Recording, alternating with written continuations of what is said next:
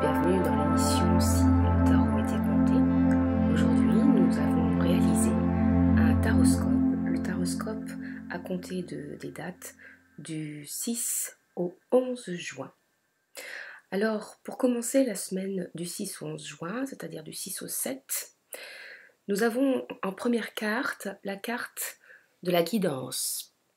La carte de la guidance représente dans ce tarot-là, comme vous le voyez, un Bouddha indien avec effectivement en fond de décor un sphinx égyptien.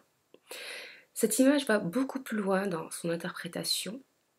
Elle signifie simplement que vous allez être dans une période, une situation de maîtrise, de maintien de vos décisions et de vos actions par rapport à la semaine précédente ou un projet qui a été réalisé il y a moins de 5 mois. Cela aussi comporte comme personnification des aspects qui concernent Mars et le signe du Bélier. Donc on est dans des énergies donc de feu, mais un feu qui donne des impulsions et qui vous amène à des résultats heureux, notamment dans des positions de pouvoir, des positions de direction d'entreprise, et cela vous apporte aussi en début de semaine des rentrées d'argent.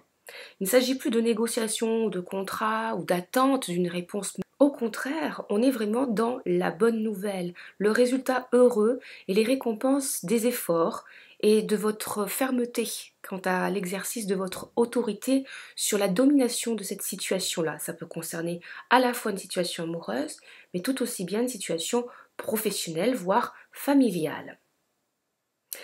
En milieu de semaine, du 8 au 9 juin, nous passons à la carte du 6. Le 6 de flamme, c'est une carte en fait qui vous incite donc à maîtriser cette décision, à continuer à pérenniser cette décision-là et à la maintenir fermement.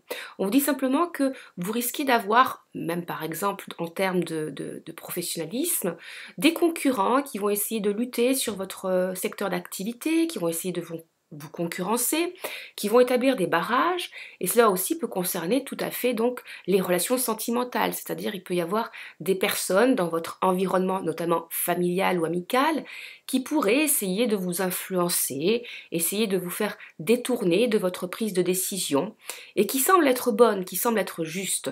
Donc on vous dit simplement d'écouter votre cœur, d'écouter votre lucidité et votre discernement, que vous êtes effectivement dans la bonne voie de la fermeté, d'une autorité juste, que c'est une voie qui va vers le bonheur, vers la réalisation de vos aspirations, qu'elles soient sentimentales et professionnelles, et qu'à partir du 10 au 11 juin, eh bien, vous allez connaître donc la réalisation, ce moment d'unité absolue avec les qualités qui sont intégrées dans cette prise de décision-là, mais aussi donc dans le monde professionnel. Donc c'est un moment où effectivement vous allez connaître des mouvements, que vous allez intégrer donc des idées, vous allez intégrer de nouvelles personnes dans vos équipes professionnelles, mais aussi dans vos amitiés.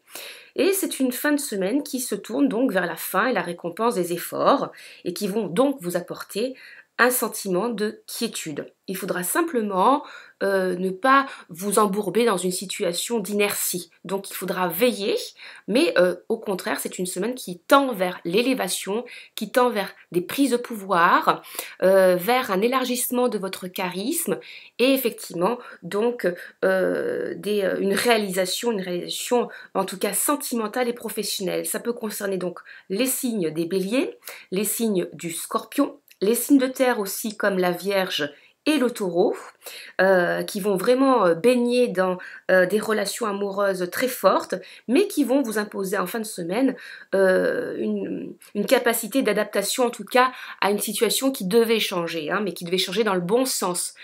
Donc sur ce, je vous souhaite une très très bonne semaine, et je vous dis donc à la semaine prochaine. Merci de votre fidélité.